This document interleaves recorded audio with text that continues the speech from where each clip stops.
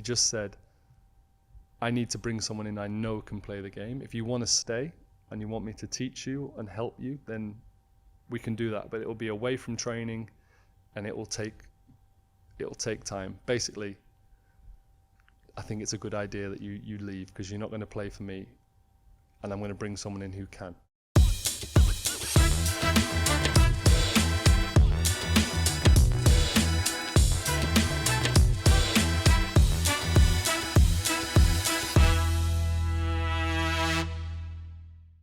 Today we are welcoming Hart with an H. Yeah, because the French, we've got difficulties with the H. So would that be Art? Art. Yeah. Art. In Italy, I was John Art. John Art. Yeah, I was like, my name's Joe. Keep it simple. Manchester City legend and England legend. This is my intro. That's a lot of legends. That's already two. One for Man City, one for England. In a few words, can you introduce yourself to the audience? Hi guys, my name's Joe. I'm a former goalkeeper, and I'm someone who's starting a new part of my life, and I'm looking forward to it. Yeah, I love that. You know why? Because my next question was not how is retirement, like a lot of people say, because you're not retiring from anything. I would like to say, how's your second life starting? Excited to be a novice again. I'm learning. I'm really interested about the industry and just trying to see where I fit. Okay, so Ryan, this is your day-to-day, more or less. Cool.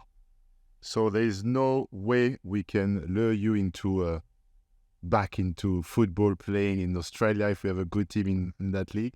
No, I feel really comfortable that I've done everything that I wanted to do in football. From a family point of view, I think it's time to just be settled, be somewhere where I can be constantly, and I'm just really happy, and I saw a great opportunity in how I finished. What a special way to finish a career that I've really enjoyed. We will talk about it in 6 months' time.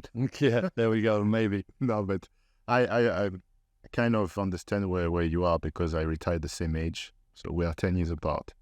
So I retired at 37, and, for me it was my body. Yeah. Not so much mentally. I think I could have carried on, but my body was like, could play a game, and then it took me a good week to recover. So I was like, if I can't train, I can't play. Yeah. So it wasn't adding up, Yeah, body-wise, I feel good. I think I've always been in my career able to train really, really hard and then play. And then I was getting to the point where I was thinking, I'm not as comfortable training hard through the week. I always felt good when it came to the game, but I was aware that there's going to be the next part of that was I wasn't necessarily going to feel great during games. And like I say, just with how my career and the contract worked and finishing up in Scotland, it just felt like it was a good opportunity to finish happy. There was, like I said, there was nothing really more out there for me. I didn't really want to travel the world and play. I'm quite comfortable now traveling the world and enjoying it from a hotel. Which club in Scotland? Celtic. Glasgow Celtic, yeah. Yeah, I know. I know, of course, there's 2 clubs there, so you can't make any mistake, right? No. You won't be welcome on the other side of the city. No, not at all. All right. I would like to go back to the early stage of your life growing up, your experience, your upbringing. What journey took you to football? Quite a calm life. I'm from a small town in England, which is on the border of Wales. Not many people would know it unless you live there or were a part of it, but we had a local team, Shrewsbury Town, which was my club, kind of League Two conference. But it was our everything, and they had a centre of excellence, so it was before academies. It was like 2-3 times a week, and anybody who could play football would be brought into that kind of line of thinking. But I played football, cricket, tennis. I didn't really care. I just liked playing. My family isn't any professional sportsmen in the family, so we were just quite a relaxed, normal family. I was always playing. Yeah, nothing really exciting to report, if I'm honest. It was just enjoyment of the game, and then gradual progression. Once I turned 14, I started to get involved with Shrewsbury Town, and I was put forward quite quickly because they didn't have many goalkeepers. Yeah, this is what I wanted to ask you. So you preferred sports to school? Yeah. Or, yeah? Yeah.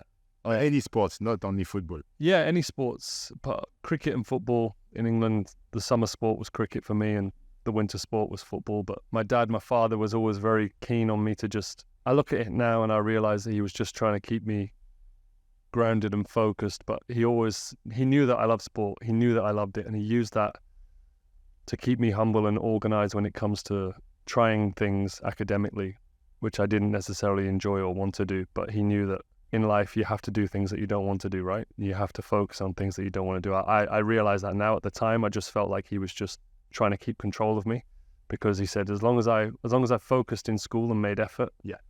Obviously, you know, now as a parent, you have to take people to sport, and he had a job himself, and it's difficult. So he just wanted to see that I was willing to put the effort in things that I didn't want to do, for the outcome to be that he'd take me to the football games, the tennis games, the cricket games, and it worked well. Yeah, I think cricket, obviously French people, we don't know anything. Yeah, about many people don't. About the sport.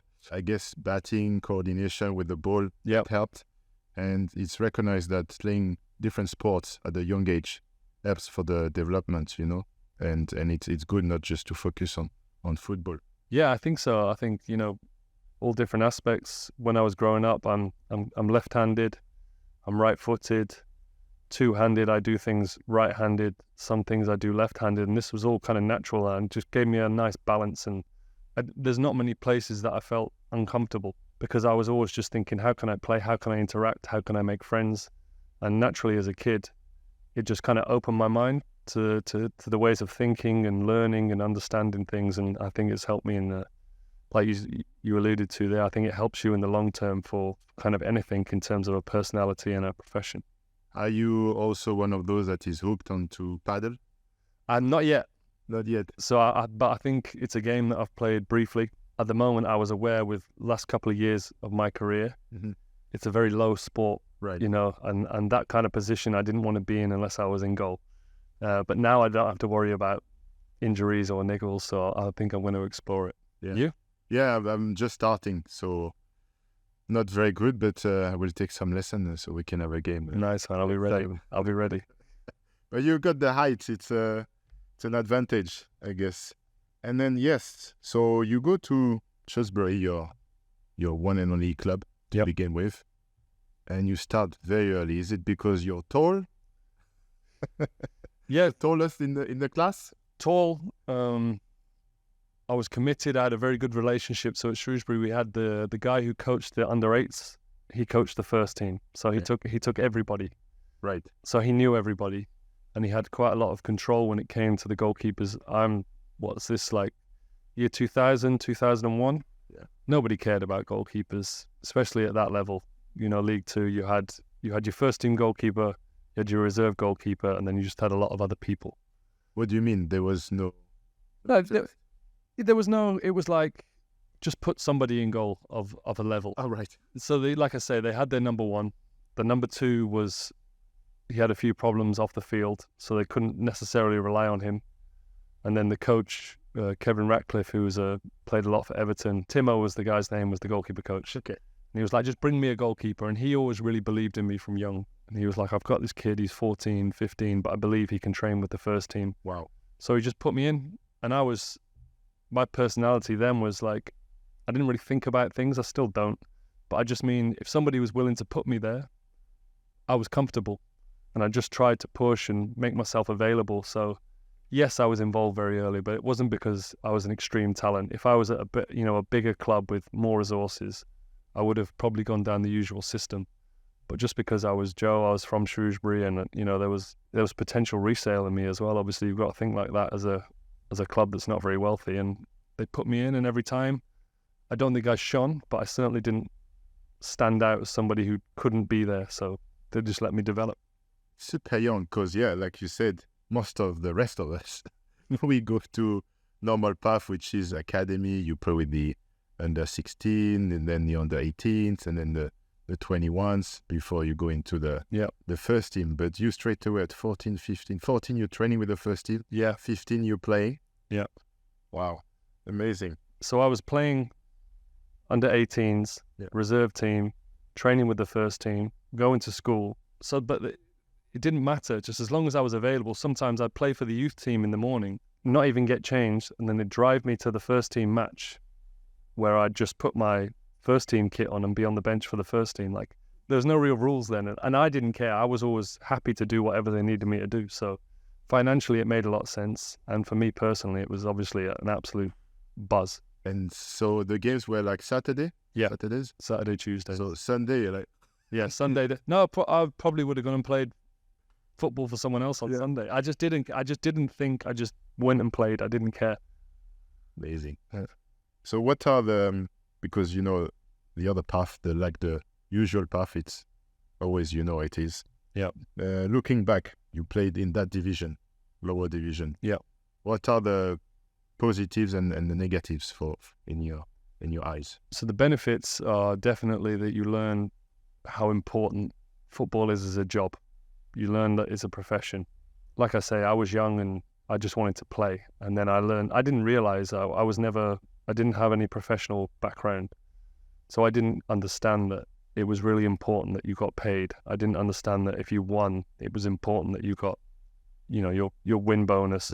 You needed to be in the squad for that to be important. The team needed to stay in the division. People needed contracts. And I was in and around people who, they weren't just playing for fun. They were playing for their livelihood. They were playing for their families. You know, because the money's not, it's not life-changing down there. It's a regular job. And it was really, really great to be around, because I realized that as much as people were going to be nice to me, if they didn't think I could help the team, I'd be gone. And I watched many people who came, and I watched them trying to improve their free kicks and trying to improve their Cruyff turns. And at that level, they don't care if you can do a good free kick or a Cruyff turn. They care if you can fight, if you can compete, if they can rely on you in a really tough game. So in terms of learning to grow up very quickly, I think that's obviously something that is invaluable at that level. Negatives, I didn't really see any. Obviously, we didn't have the hype and the glamour, and you didn't learn how to be on TV or be recognized. Like I say, I didn't care. I wasn't from anywhere where that was what I wanted. I just enjoyed being part of what I was a part of. Yeah, because at that time, at 14, 15, a lot of kids are still dreaming about it. But you're living the life, and like you said, it means a lot, because it's an income and it's a livelihood for a lot of the guys in the dressing room. So it's a complete different approach. But you still get the buzz and the enjoyment, and I'm almost like, is it still a dream? That's the thing with me. I've never really dreamed. I've always just loved what I was doing. Loved being part of. I never dreamed of being a Premier League player or playing for England. Not obviously, if somebody asked me if I wanted to, I'd say yes. Yeah. But I didn't dream of it. I just loved all the opportunities that I was involved in at the time. I just liked improving, meeting new people. I was lucky in terms of my development. I just kept getting better. So there was always a new ceiling for me. I didn't look at the highest top board, but there was always a ceiling. I think, I wonder if I can improve. I wonder if I can feel more comfortable in this, and I'd get there, and then more and more. And then I just kind of felt like, if I continue in this way, then you never know what's going to happen. But in terms of dreaming, I never really dreamed. I just loved doing what I was doing.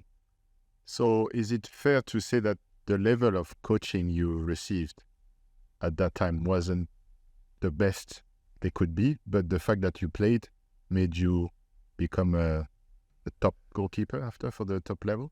I don't know. I had nothing to compare it to. So like I said, I hadn't dropped down from, say I was at Manchester City from 14 and I went on loan to Shrewsbury. Maybe I would have felt differently about the environment. Maybe I would have felt differently about the coaching.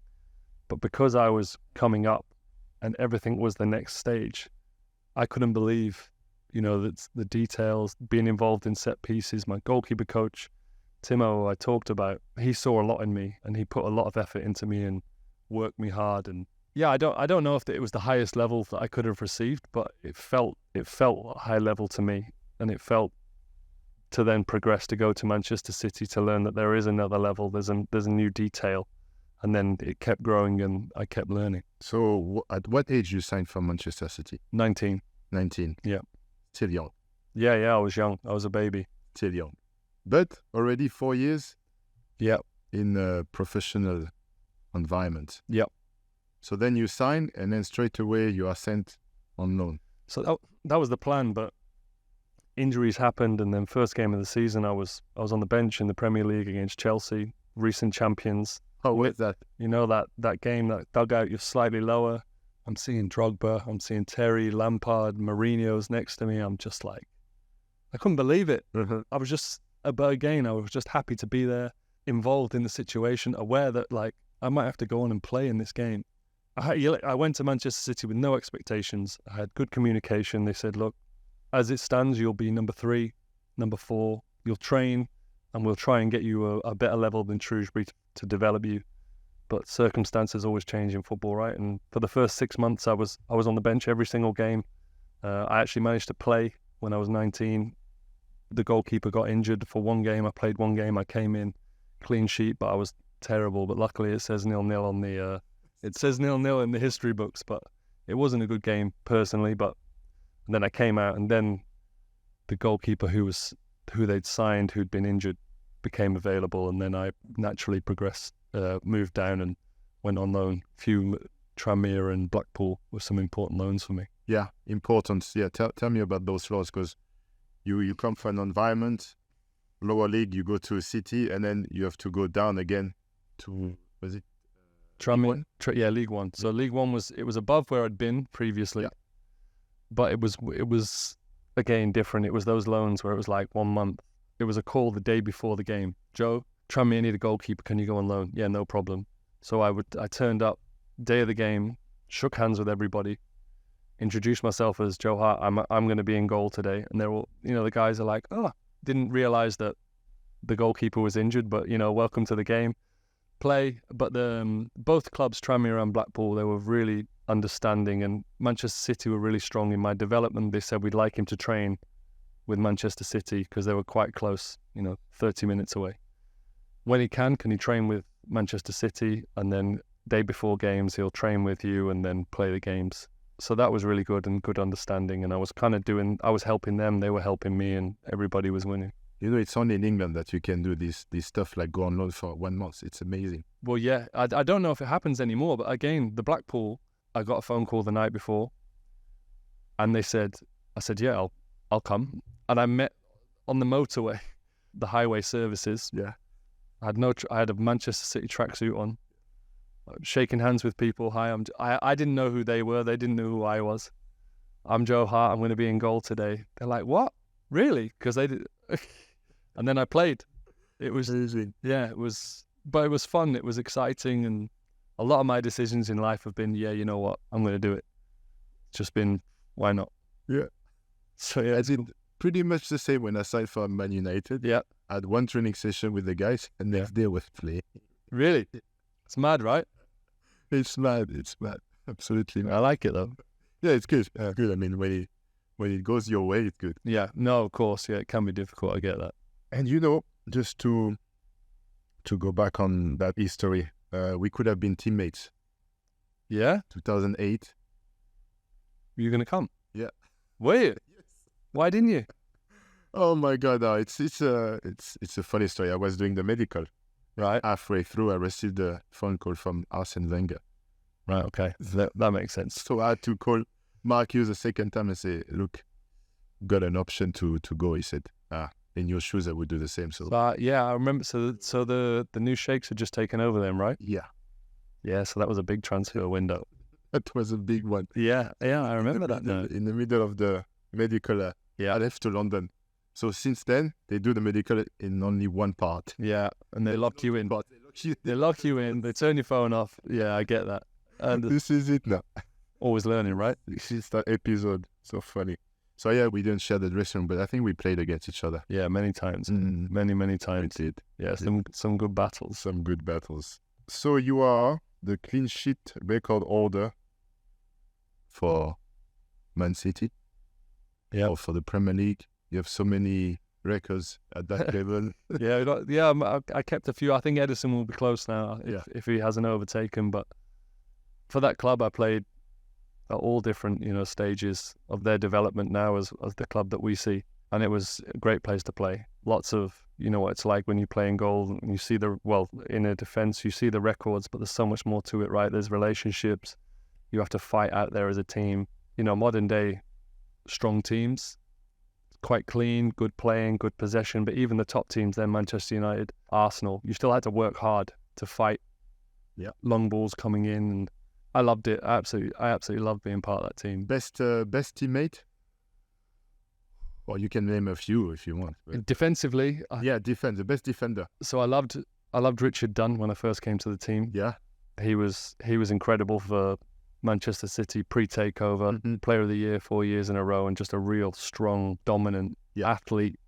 Company, Lescott, Michael Richards, Clichy, your friends, Zabaleta. We had an incredible back line. We really did. Kolarov, Bakary Sagna, some really cool guys playing, and someone that we shared, really good relationships with off the field, and we were growing up together as well, which was great, and shared our families developing and things like that. It was a special part of my life. Richard Dunn, how many own goals he scored? He scored. He scored past me from 18 yards at St James's Park. Unbelievable header, and I was relaxed, and he jumped, and it hit the side of his head, a decent sized head, and flew into the top corner. And I had to clap him. Yeah, it was a good goal. That it was incredible. Oh my God! Best manager. Best manager. I've had a lot. I really, really enjoyed my recent times under Brendan Rodgers and Ange Postecoglou at Celtic. No, at City. We're still at at City. Best manager. Good question. The football that you enjoy the most watching from distance. Right. Okay. I think under the Mancini era, we broke down a lot of doors. We won some really, really big games. Coaching wise, he was very, very intense, super intense, even to the point of it kind of crumbled. But that's life, I think at that high level, you see many, many managers, they don't last longer than 2-3 years, even when they do well, because it's just too much. Very intense. Obviously the stories of Sir Alex Ferguson and people like that. The water. Yeah, I got one. Yeah, the Sir Alex Ferguson stories are a thing of the past almost now. I think even successful managers is 3-4 years. That's super successful. Yeah, I did enjoy the intensity that we played at. I enjoyed what he demanded. A lot of it was unrealistic. If we look at it, even when we did well, he wanted more. But I think for us to go to the level and set new standards, I give him credit for that. So you were talking about Richard Dunn, company, Kolarov, Bakary Sagna, all the defenders. Joe Lescott was very good as well. So your clean sheet really is due to the best defenders you had in front of. Yeah, of course, man. No doubt about it. There's some games where I had to be at a different level, but many of the games would have been a well-organized, good, solid team victory where you just play your part, small part in a bigger role. And the best striker you had to in your team that you had to face every day in training? Kun Aguero was special about him. Because I talk about him, and I talk, playing with people like Harry Kane and Kun Aguero, they were capable of doing the things as a goalkeeper. I think maybe you as a defender, there's only so much you can do, right? When I was in my best point as a goalkeeper, I made it really difficult for people to beat me, but not impossible. And the little bits that I had to give up in my positioning or the sides of the goals or where I was, the little bits that I had to say, okay, if you beat me there, then I kind of have to accept it. That's where they'd beat me. I look at the slightly lesser player, still top quality. You'd still have a chance of saving them because they were going to do what they felt was right for them, rather than Aguero would see where you were and how you were behaving, and then he'd do the opposite. Is it within the execution? Is it the angle they find, the spot the everything, the execution, the pace, the understanding of when to shoot and when not to shoot, never being rushed. Yeah, there's a long list for those top guys, as I'm sure you well know. Amazing strikers. I had to face in training, so yeah, I had good training. Yeah. So when did you feel in that period, 2010, 2016? When did you feel the strongest? I think from 10 till 13, I still felt like I was progressing, and I felt like I was at a level. At that point, there were levels where I thought, I don't think I can get better, and I got better. So probably towards 2012, 13, I was at a level where I felt really comfortable in any situation, and I felt like I could win. How many titles did you win in that period? We won 2 Premier Leagues, 1 FA Cup, and 2 League Cups, whatever you call them. So your contribution to those titles were vital. Yeah, I was an important part of that team, and I loved that. You know, I was growing as a person and as a personality and a presence in amongst my team. Yeah, it was a really enjoyable part of my career. Can you highlight one top game during that? For myself personally, I had one game where I'd been on loan before when Mark Hughes was there. When he came in, he was trying to bring you in. He actually took me out. So he came in, he signed for the club, and he signed Shay Given because I was 22 and the club had the money to make brilliant signings, as you were part of that conversation. People who knew how to win, people who were at the top of their game, and they didn't necessarily know how I was going to develop, so they just moved me aside. But then Mancini came in during that season whilst I was on loan, doing well at Birmingham, and he asked me to come back in pre-season. I was young. I was like, no chance. You don't want me, I'm going to go. He said, please, I promise you, just come and work with me, and we'll see how, because he still wasn't sure if he wanted to play me or Shay. He ended up playing me first game of the season, and we played Tottenham, and we drew 0-0, and I couldn't have written the game any better. It was one of the best games I've played in. It was almost quite, I look at it and I laugh. Like, everything hit me, so many saves, and that set me up to develop and push on from there. Every good story has an end, and most of the time it's not a good end. Yeah. You know? Well, yeah. It's life. When you are told that you should look for another opportunity, to put it nicely, it's obviously Pep, okay, we're talking about, and I'm not going to talk about him. What I want to know is, how did you deal with not being rated, not feeling loved? You know, your emotion and your response. He came to the club, and I just got the feeling before he came, because it was announced 2 months, 3 months before the end of the season, and I was important at Manchester. You know, I had a great relationship with the team, with the players, with the fans. It was my home, and if you thought of Manchester City, I was one of the people you thought about. Yeah. But I was also aware that he had this way of playing, and it was really working around Europe. You know, very successful at Barcelona, domestically very successful at Bayern Munich. Manuel Neuer was talked about a lot. Can I do what he can do from a build-up perspective? I'd never been asked to do that. Never. You know, I don't know about you, but teams that you played in, you didn't know what you were capable of until you were taught it. You know, we were always ready to learn. But he came to the club, and I just thought, I knew that he knew that I hadn't proven I could do it. Yeah. But I didn't know if he was going to give me a chance to develop, or if he was just going to get somebody else in, because I know what the capabilities of the club are. Yeah. And then when he came in, he made it clear that, you know, we had a conversation. I've got nothing bad to say about the guy. He had an opinion that he couldn't start his career at Manchester City with somebody that he needed to teach.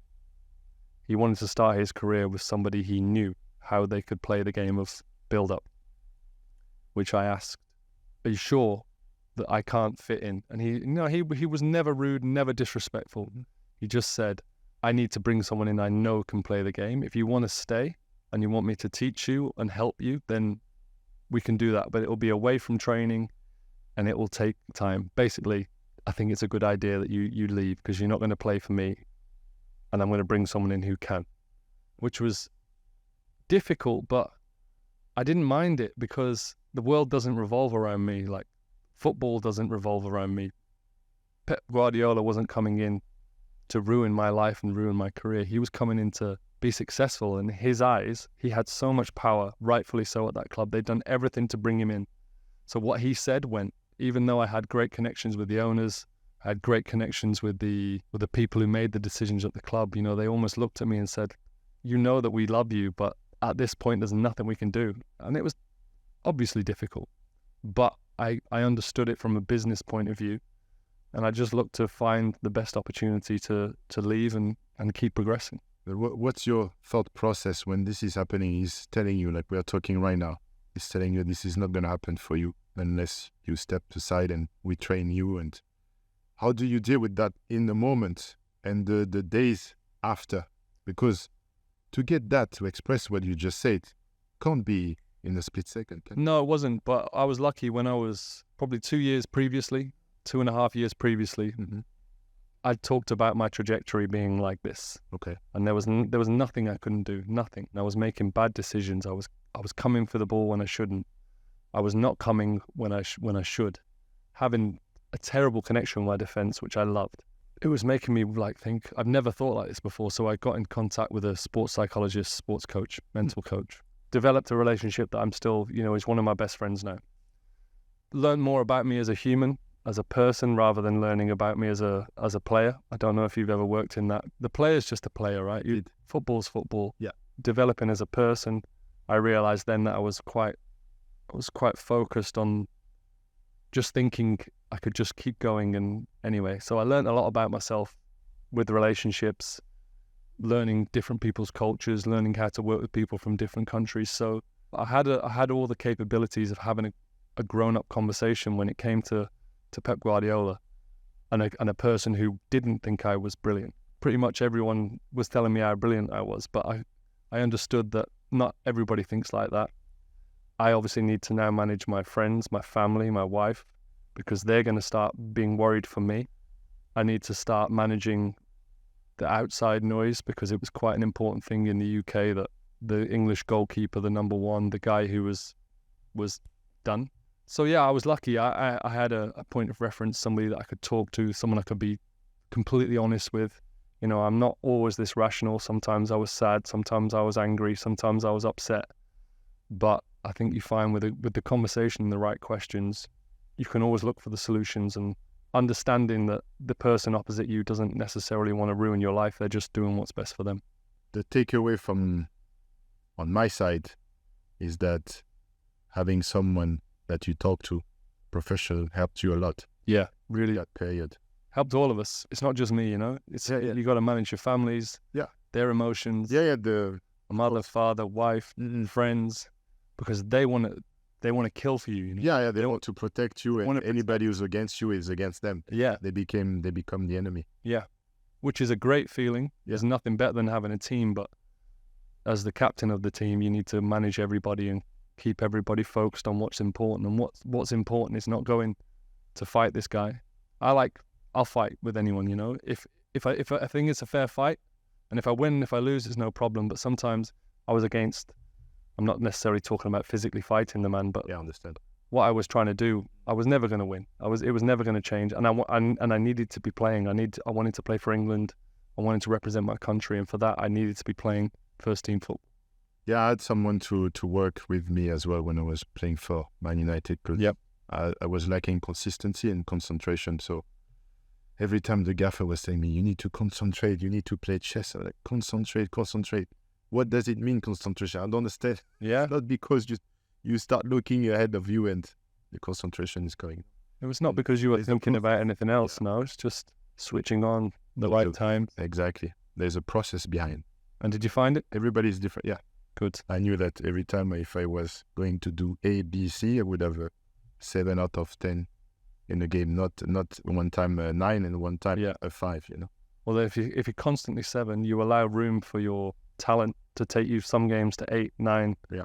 But then you always stay at 7 because you do the basics, you do what's right. I love that. I love that thought process, that kind of clarity. And it's so you use someone, I use someone, but I've known players that were against, but they didn't need it. It was in their nature. I mean, Lilian Thuram, for example, 140 caps for France. What? Sport psychologist. What is this? Are you sick in your head? Yeah. No. It's different. But everyone's different, right? And maybe it wouldn't have worked for him. Yeah. Maybe it would. Do you know what? I loved it from a professional point of view. It could help me improve as a footballer, but more importantly, I loved it because it's how it allowed me to kind of grow and see things differently. And there's not many situations where I haven't got a tool, as he called it, to kind of handle it, even good, bad, or indifferent. Since we are in that space of mental preparation, mental health, and dealing with the events in football and life, when I was preparing our chat, I was like, goalkeepers, they're either hero or zero. There is, like, for the fans, for the media, there is no middle ground. Yeah. How do you deal with that? I live like a goalkeeper. That's my life. But you make one mistake at a crucial moment. But Is it? I signed the papers when I was a kid, when I was maybe 10 years old. Yeah. goalkeeper. So that's my life. I don't know any different. I don't know a life where making a mistake isn't big consequences. So I'm okay with it.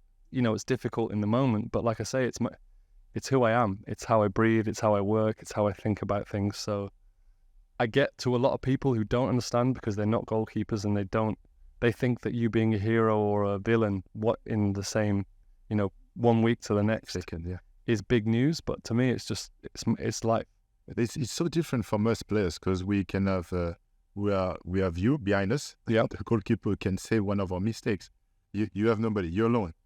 You train alone most of the time, and you're alone in goal. After that, well, we help each other, but it's No, of course. it's kind of it's completely different from the players. It's different, you know, to you, but to me, it's just, it's normal. It's the consequences and it's the life that I live. So you were able to brush away all the critics. The successes, it's easy. You embrace it. You enjoy it. It's more difficult to deal with the upset performance that you're like, oh, today was very poor. How did you manage that? So I had good relationships with my goalkeeper coach. I think that was important. The head coach, you need a relationship with him. You need to understand how he feels for you, because it's not just one going through your hands. It's conversations are about where you should be on corners or how the team wants to develop with the play, close with my teammates, and then my friends and family. These were the opinions, the 5 opinions that I really cared, and would be people that I'd talk to and listen to what they had to say. And then everybody else, I don't care. You don't care. They can say what they want, you know, good, bad. You're entitled to your opinion, but you don't matter. Like you don't change what's going on in my professional life. Like these people, if, for instance, if I was playing with you and I got the impression that you didn't feel comfortable with me, that would hurt me so much more than 10 headlines saying Joe Hart's terrible. Like he needs to leave. I don't care about any of those things, but if one of my defenders, I can feel that things aren't right, that would mean more to me. Good for you, because the English press is the toughest I've ever known. Yeah, because the game's it's a big game, right? Yeah. It's a big business, huge business. People make money from these opinions. People make money from headlines. They make money from now, you know, making memes. They make money from all this. So it's business. You got to have a personal head, and then you need to remove it when you see business. Like I say, there are 2 sides to me that have helped me do what I've done. Very good insights. Brief period on loans, Torino. Yeah, what was it like to go to Italy? I love going to Italy. Yeah. Did Did you try to go as further as you could from England? I had 3 years left on my contract Right. at Manchester City, like a big contract, a Yeah. contract that I'd earned. Not many teams would have been able to pay the contract. I was 29, I was playing for England, so they couldn't just give me away. So there was a huge, they wanted a lot of money for people to buy me. Okay. Cute, man. So it just became very politically difficult. So any avenue that I went down, this happened in the start to the middle of August, I was available for people to take me. So everybody who's got the sort of goalkeeper in terms of my contract is already organised. Yeah. They've already got their number one. Anybody who could buy a goalkeeper for that amount of money already has done their business. And everybody kind of got organised by August. So it just didn't really work. And there were a few avenues that I went down and they just became difficult financially, or eventually it was like 25, 26 of August, with the transfer window being September 1st. They said to me, you can go here if you want to. I didn't ask any questions because I thought it didn't make any sense considering all the blocks that I had on previous clubs and conversations. So where did you meet them in the motorway? No, this was just a phone call. This was just a phone call, Mikael. Okay. I don't know how it worked. I ended up having a conversation with the late Sinisa Mihailovic via Kolarov, you know, Serbian colleagues, and they said it's real, and the people who matter have said it's okay. So do you want to come? And then I spoke with the England manager, and he said, if you're playing first team football, I'm going to use you. You're going to still be my number one. So I just said, why not? Let's go. Packed my bag, went to Italy. Anything special over there? Amazing. Football wise, Absolutely. culture wise. Love the club. Torino's a beautiful club. You know, people know Juventus. Yeah. They share the city, huge history in Torino, very passionate fan base, beautiful city, not far from Milan. And it was just a really special time. You know, I had my son who was young at the time, and we just went there with the idea of let's just enjoy this opportunity that we've got. Football wasn't great. You know, the club was at the end of its training ground. The facilities were they were really bad actually, but they were just building a new training ground. So now the club's in a good place. No, I didn't care. I just wanted to be a part of something new culture, new language, new league. I knew that it wasn't going to define me as a goalkeeper or as a person, because it was a 1-year loan with no real chance of me signing permanently, and I just went and tried to enjoy it. Nice. Yeah, Good experience. yeah, really good experience. Joe Hart abroad. Yeah, exactly, exactly. I didn't think I'd ever do it, so I was pleased. We're gonna transition to England. Yep. All right. 75 caps. Yeah. 43 clean sheets. Second highest for England. I want to tell you something. Before I came to England and played for Manchester United, clean sheets didn't matter. Yeah. It doesn't matter in France. I played in Italy, it doesn't matter. I played in Germany, it doesn't matter. The clean sheets are like secondary. What matters is winning the game. Yeah. In England, suddenly clean sheet, wow. Yeah. It's so important. Yeah, we grew up with that culture, and I didn't know that was not necessarily a thing, but it's something that will be be put against you as a goalkeeper. And you talked about caps and clean sheets there. There's many of those games. I played San Marino probably 3 times. I didn't even touch the ball, but you get the credit of you don't get much credit as a goalkeeper, so it's nice to have some sort of measure. Yeah, career-wise, good numbers, but we didn't do anything. We didn't win anything, so I don't look at it. There's one black mark in those statistics. You didn't score any goals. No. What happened? I wanted to so badly. I had a few opportunities, but no, I'm not that guy. No? No, never. But to be fair, you were playing for teams that always were in pole positions. Yeah. I had one in the Europa League game, quarter-final against Sporting Lisbon. I had a header. The goalkeeper, Rui Patricio, made a really good save and just saw it bouncing, just went the wrong side of the post. That was my one moment. It was the one moment. Tell me about your highs with England, the best moments. Not many highs with England. No, but yesterday I had an interview and I said, okay, 2006, we lost in the final. But still, that journey with the lads, we took over the team. What was going on within the group was us. The manager, we were like, okay, the manager. Yeah, you just take So we had a fantastic team spirit, and it was 4 fantastic weeks. Even me, because I only played one game, the third game at the group stage. As a substitute can be tough, but when I think about that moment, it was still a great moment in my careers with Les Bleus, So I know you didn't win any trophies, but you must have some good moments. No, amazing moments, like meeting the people that I met, the training, the levels of the training, going into the competitions. I went to 4 major competitions, played in 3 of them. All those moments, all those being an England player with the badge on my chest. From Shrewsbury, representing my primary school, my friends, my family, my senior school. As a boy from Shrewsbury, I could list for hours how amazing it was to be a part of this, being the number 1 goalkeeper in my country, all the things that come with that, all the press conferences, the responsibilities. But then the other side of me, the kind of cold business killer side of me, just saw so many times we put ourselves in a good position and failed, ultimately failed when it came to the big moments. 2010, 2012, lost in a quarterfinal shootout. 2014, we didn't make it out of the group. We lost 2 tough games in, a Brazilian World Cup. What an emotion to be a part of, and then done. Group stages, go home. Probably the worst moment as an England player was we lost to Iceland in France in a round of 16 game, one you should never lose. And personally, I played a big role in that. I could have saved one of the goals. We lost 2-1. So that's a poor moment in my career. And then after that, qualified for the 2018 World Cup and then didn't get picked and then never played again. I still am happy and proud, but from a business point of view, I'm aware that with what a team we had, what kind of players we had.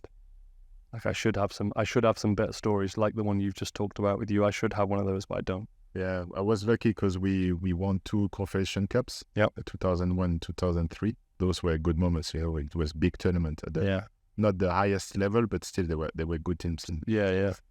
And it was nice to lift a trophy with national team. So I was talking with Joe Cole the other day, and he said, I think we failed mainly because tactically we were not up to the level of the other national teams. Do you agree with that?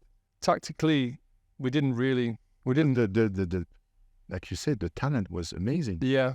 Tactically, I think all the games that I was involved in, nobody ever beat us comfortably. okay. Whenever we did lose, it was by 1 goal, and it was just falling the wrong side of a tough game. But tactically, no, we weren't as advanced maybe as others, but I don't feel like other teams were tactically too impressive. They were maybe just more organized in the low, like the low block was. But that's tactic. Yeah, I agree. I see that now. Maybe more pragmatic. And Yeah, because yeah. you relied on the individuals, because you're such a good talent, but tactically maybe too open. Yeah, I think we never really had an identity as a team, which it's crazy because in 2010 or 12, if you asked me about identities of teams, it wasn't what was talked about. It wasn't the normal conversation. It was people kind of teams had them. You'd talk about the Italians, for example, or Spanish or Spain had it. yeah, Spanish they had, but they were almost seen as doing their own thing. Like even England to an extent now, they don't quite have one. Almost like the French teams, almost like Portugal. They're kind of relying on their star power to take them through, which is fine, and it will work. It actually does work in tournament football, which we've seen. Yeah, if I were to talk about the tactics of my teams and identity, I don't think England's ever really had one. Who was your idol as a goalkeeper growing up? Who did you look up to? So I loved Peter Schmeichel and David Seaman were my guys that I loved. Right. They were the guys that I watched. So you were a United fan? No, I wasn't. I definitely wasn't. I wasn't. Like I said, I just played. I just loved watching Pete Schmeichel, watching David Seaman, Shaka Hislop, loved him at Newcastle. These are the guys I just love watching them. I didn't want to be them. But you picked up probably, I guess, the best. Yeah, I think so. 22. But I just appreciated them. I was just quite happy with them being, and I've been lucky enough to meet Peter and David. Yeah. Which are just huge moments. As a kid, you get to meet. I'd like to think you've done the same thing. It's really special. Yeah, they were just people that I just loved, and they were so different. Pete Schmeichel was aggressive. He was vocal. He was really physical. And David Seaman was just the other end, like really very calm, very classy, just did his business, his shirt tucked in, very organized. And yeah, I loved them both for who they were. The best striker in the England shirt? Harry Kane. Harry Kane? Yeah. He's really is a level, like a high level operator. And I met him at the very start of his England career. How's Harry Kane getting in the England squad? Because of what I'd seen. Then I met Harry Kane and thought, he's good. And then 2 years later, I was like, he's one of the best. And 2 years later, he's still getting better. Like, this guy's unbelievable. Then I was working with him at Tottenham in 2020. And I was like, he's a world-class operator. He's high level. And what's interesting about him, from my point of view, is he also went to different lower divisions. And not all of them worked. In fact, most of them didn't work, right? Norwich, I think Leighton Orient, Leicester.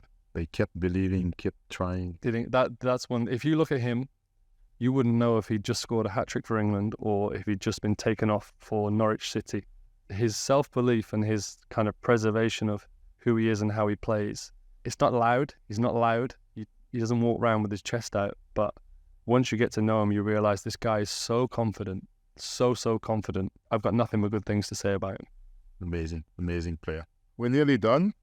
In introduction, you were talking about enjoying doing the media at the moment. Yeah. Any willingness or ideas about going into coaching or maybe managing? No. That's not you? No, it's not me. Definitely? Definitely. Right. I've seen too many coaches or managers, and I've seen them always have to, at some point, put themselves first. And I get it. I understand it. Not the goalkeeper coaches. No, even them. Even then, Mikael, even then they've got to manage their job. They've got to manage their security, their reputation. And if I was to get back into the game, it would be solely to help people. Maybe, there's all sorts of ways now. You can mentor, not directly with a club, to help groups of players, to help development. But on the pitch, if you have to wear a badge for a team, that's not something that I'd feel comfortable doing, because I'd feel compromised. Feel compromised. I think I'd be compromised, because I'm not any more special than all these guys who I've seen who go in with the best intentions. I'm not saying they're doing anything wrong, but I just know at some point they have to put themselves before the player, and I wouldn't feel comfortable doing that. Yeah, fair enough. I've always felt that. So now media. Anything else? A few things. So my world stopped Not long ago. Not long ago, and this world was like this. You can do this, you can't do this. You can do this, you can't do that. I need to see where I sit. I need to see where I fit in the world. So you're gonna go skiing? Yes, riding. I'm gonna go skiing, horse riding, bungee jumping. Yeah, and then drive motorbikes. Exactly. I'm gonna come out to Qatar to see what it's like to work with this company. I'm gonna work with this company. I'm gonna take opportunities to see all different things. It might not be football. My whole life's been football. Yeah. There's other conversations. Fishing, businesses, sport. I don't know. I really don't know. There's a few things that I do know, and I think it's important to keep working, keep focused. I'm leaving a lot of room for other things. That's a foundation. And then obviously take care of the family, enjoy the kids while they grow up. Exactly. Take them to being the taxi, take them to games. Activity. Yeah. Bite my finger while somebody says your son should do this. And oh my God, yeah. I'm there too. Yeah, there too. It's a different point of life, right? I need to learn how to be that guy, because I don't know who he is yet. Done the right for yourself. I'm sure you'll find a way. No, it should be interesting. I'm excited. Fantastic. It was a pleasure to have this time with you, and that conversation was very insightful. Thank you very much for sharing all this. More than welcome. Thanks for having me. Cheers, Mikael. Thank you very much.